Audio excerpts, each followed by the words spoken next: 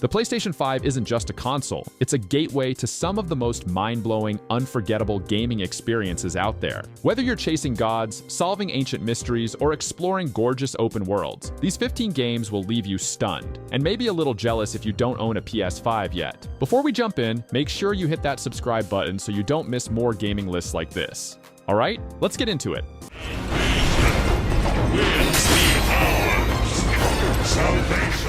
Okay, so starting with Final Fantasy VII Rebirth, it's kind of hard not to go all in on this one because, come on, this is the follow-up to Remake, and if you didn't play the first one, well, you're already a little behind, but it's fine. Rebirth hooks onto that nostalgic, big JRPG energy and swings it around like Cloud with his Buster Sword. I think what really grabs me about this one is how it seems to be expanding the world and characters in all the ways we kept dreaming about back in the day. I mean, Midgar was cool in Remake, don't get me wrong, but all that wide-open exploration they're teasing here, that's the thing I kept wishing for when I was 12 years old and replaying Final Fantasy VII for many times. Plus, there's something about Square just flexing on us visually, stacking each scene with detail and polish. By the time you put down the controller, it's like you've just watched a high-budget anime while actually being in it. Honestly, not even being dramatic here, this one could push someone over the edge into actually getting a PS5 at this point.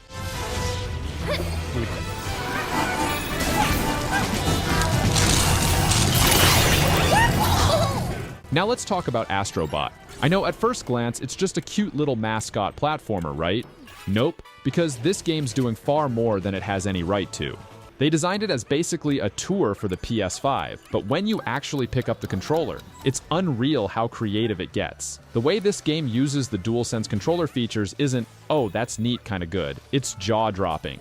You feel raindrops, tiny vibrations for the wind, even different textures simulated through just the controller. It's like they cracked the code for showing off new tech without making it feel gimmicky. Plus, Astro Bot himself is so dang expressive, you'll almost feel bad when you mess up a jump. You know a game's truly magical when it turns a tech demo into a genuine gaming experience you remember for months after. And trust me, it's nearly impossible to play this little gem without walking away impressed. And given that this is PlayStation's mascot, then the only way to play Astro Bot is getting a PlayStation console. So yeah, I'm sorry for your lost PC and Xbox gamers, because I had to admit that this is one of the best 3D action platformer game that you can play right now.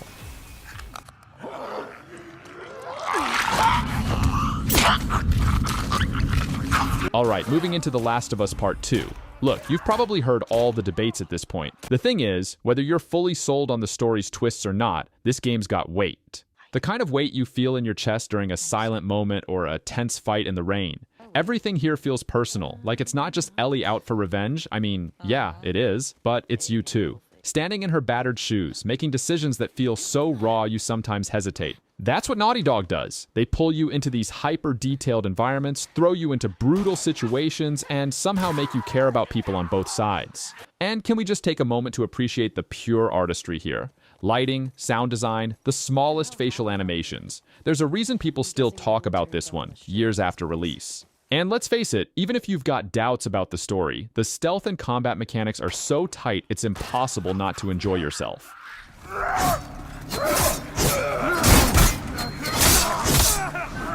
Next up is Demon's Souls Remake. Now, Demon's Souls Remake takes things in a whole different direction. It's not just a game, it's a rite of passage. You go in soft and you come out harder, sharper, mildly traumatized. This is the game that kicked off From Software's legendary run of brutal, punishing titles. And Bluepoint took that original vision and dialed it up to stunning. The environments have this weird mix of beauty and dread that kind of gets under your skin. Like 1 second you're marveling at the lighting in a cobblestone hallway, and then, bam, some demon the size of a house swings at you, and you die. Not just once or twice, because you'll die a lot more than you expect. Because, surprise, Demon's Souls doesn't care how good you are at other games. What keeps you coming back, though, is that feeling when you finally overcome a boss, or figure out just the right build to outsmart one of the game's many traps. It's satisfying in a way few games ever manage to capture. Coming in next is Shadow of the Colossus. I've played a lot of games, but there's something about this one that just stays. Maybe it's the scale, facing these massive, crumbling colossi that seem to carry decades of history on their shoulders. Or maybe it's that lingering sadness in every encounter, like you're not just defeating these creatures, but taking something ancient and sacred out of the world. Even in the quiet moments, whether you're riding across an endless stretch of green or puzzling over just how to climb that next Colossus, it's all so uniquely atmospheric. And this remake? You could frame just about any shot from it and stick it on a wall. Bluepoint Games rebuilt everything with this impressive modern polish while keeping the soul of the original intact. It's not just a game you play, it's one you feel long after the credits roll.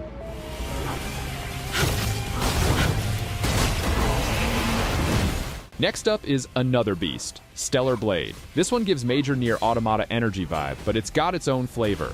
You'll find yourself in this ridiculously intense post-apocalyptic world where every step feels like a fight for survival. The combat is sharp, fluid, and punishes you if you're sloppy. This isn't a game that holds your hand. It's all about mastering patterns and making every move count. The visuals here are, I don't even know how to describe them without sounding too gushy. The world feels alive, every little detail dripping with care.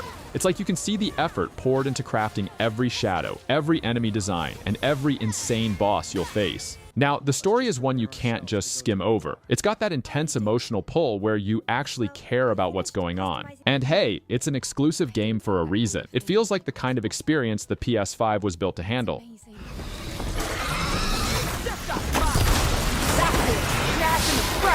One less machine.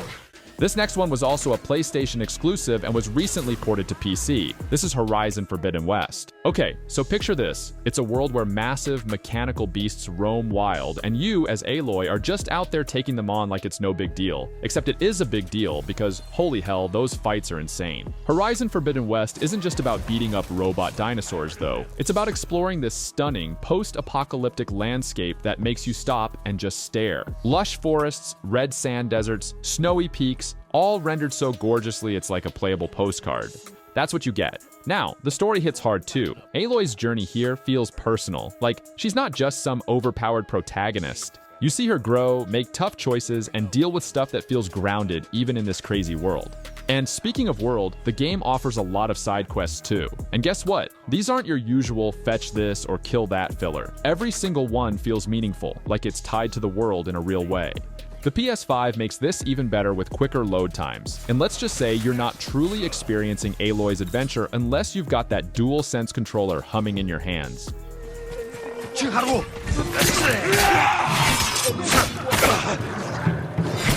Next up, we have Ghost of Tsushima. There's no way I would leave this one off the list, not just because of its gorgeous setup, but because it totally hits differently. Ghost of Tsushima has a vibe that pulls you in from the minute it starts. That opening scene, standing on the beach in feudal Japan as Mongol warriors are setting everything on fire, it's cinematic perfection.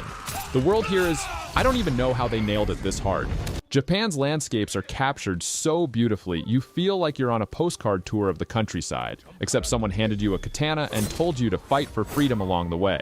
Combat is where this really shines. It's so satisfying, every sword clash and stealth takedown. You feel weight behind every move.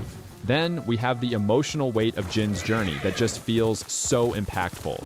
Choosing between your honor as a samurai and the practical needs of saving your people isn't just a choice. It's an internal battle. And hey, Ghost of Tsushima Director's Cut packs even more, with the Iki Island expansion giving you new challenges, new stories, and more emotional punches. Give me that! You can't stop us, Spider-Man! Coming in next is Marvel's Spider-Man 2. I am throwing this out there because why not?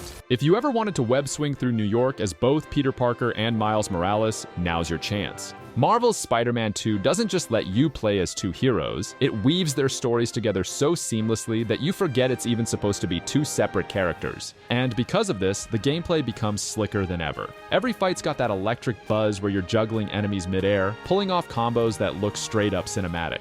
Then there's the city. It's alive. You've got NPCs reacting to stuff, things happening everywhere you go. You'll even catch yourself stopping just to see a random street performance or a hilarious argument happening on a Brooklyn corner.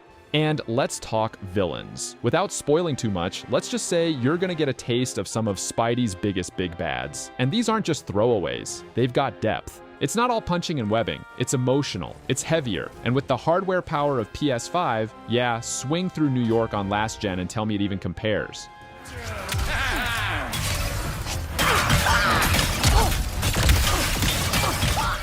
Coming in next is Ratchet and Clank: A Rift Apart. There's no other way to start than by saying this. This game looks insane.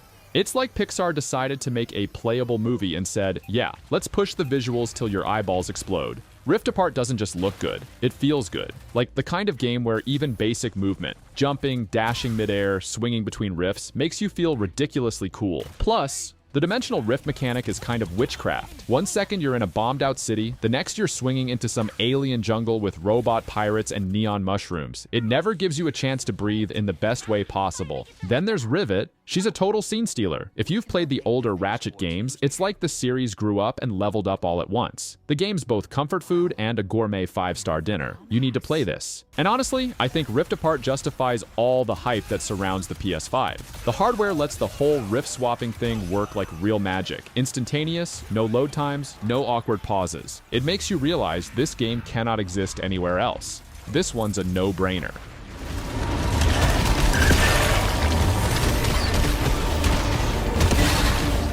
This one pulls no punches. Returnal is unforgiving, relentless, and dangerously addictive. Imagine crash landing on a hostile alien planet where literally everything wants you dead.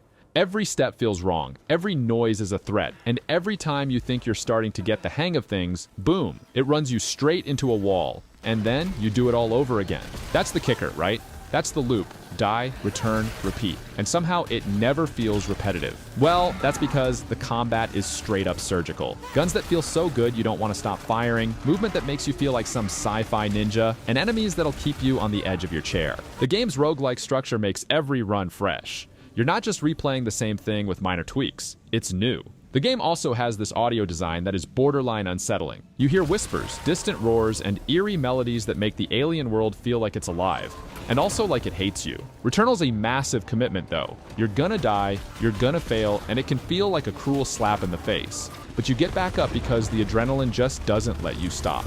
It's psychological warfare in the most beautiful, atmospheric way possible. And honestly, that's Returnal's charm. It's brutal, nerve-wracking, and somehow completely impossible to put down.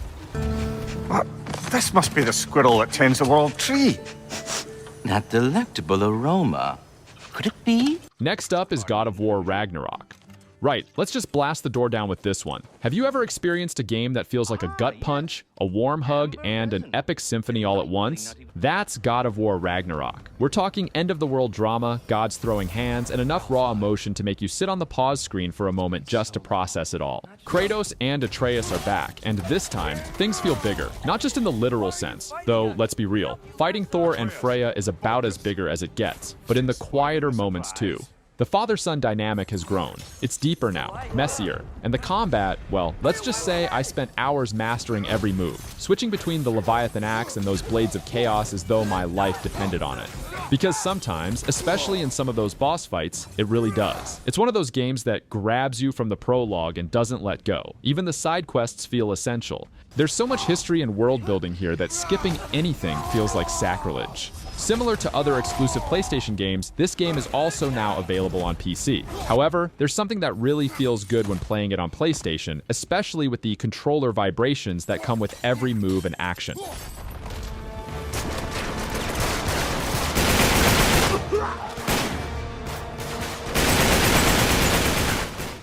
Coming in next is the Uncharted series. Look, if there's ever been a series that makes you want to grab your backpack, crumble up a treasure map, and explore a jungle while dodging bullets and rolling under collapsing cave walls, it's Uncharted. But this isn't about just any Uncharted game.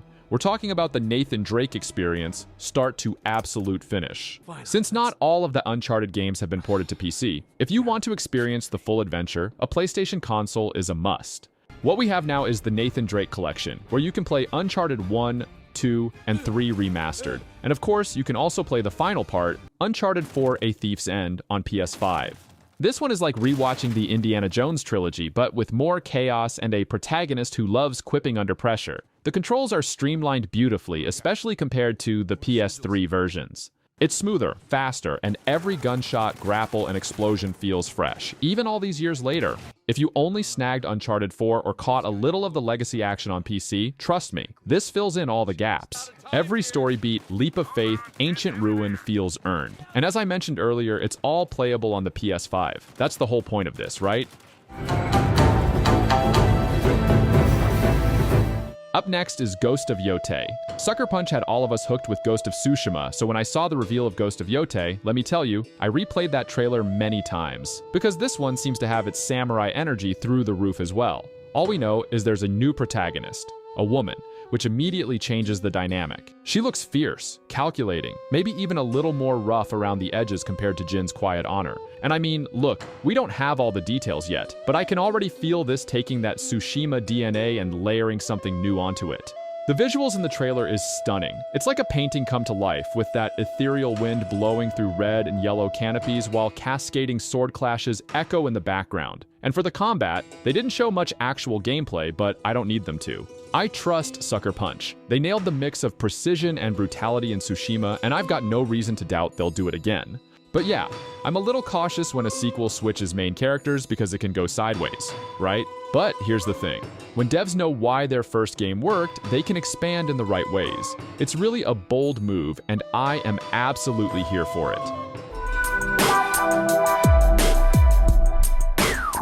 And finally, we have Grand Theft Auto 6. It's been over a decade since GTA 5 first dropped, and now, Grand Theft Auto 6 is finally on the horizon. It's wild how much time has passed, but what's even wilder is how massive this game's supposed to be. Rockstar hasn't exactly handed us a treasure map of details, but from teasers alone, you can tell they're swinging for the fences with this one. Huge open world, an emphasis on story, new protagonists, possibly more than one again. Now, don't get me wrong, GTA Online's fun for screwing around, but I live for the single-player narrative in these games. I'm ready to get completely immersed in the new world they're building, exploring every back alley and countryside like it's my own backyard. Seeing how deep they go with the characters too, I want those moral dilemmas, the messy relationships, the sharp as hell satire. It's been too long since Rockstar delivered that big, layered experience. The fact this launches only on consoles to start makes it even more tempting to jump back into PlayStation land if you're not already there. I'll admit, waiting for a PC version might stink for some, but who really has the patience for that anymore? We're talking about GTA 6 here, the game franchise that I believe every gamer around the world knows. And there you have it. 15 amazing games that prove exactly why the PS5 is the console to beat right now. If you enjoyed the video, do me a favor, hit that like button, and if you haven't already, make sure to subscribe for even more. Thanks for watching, and I'll catch you in the next one.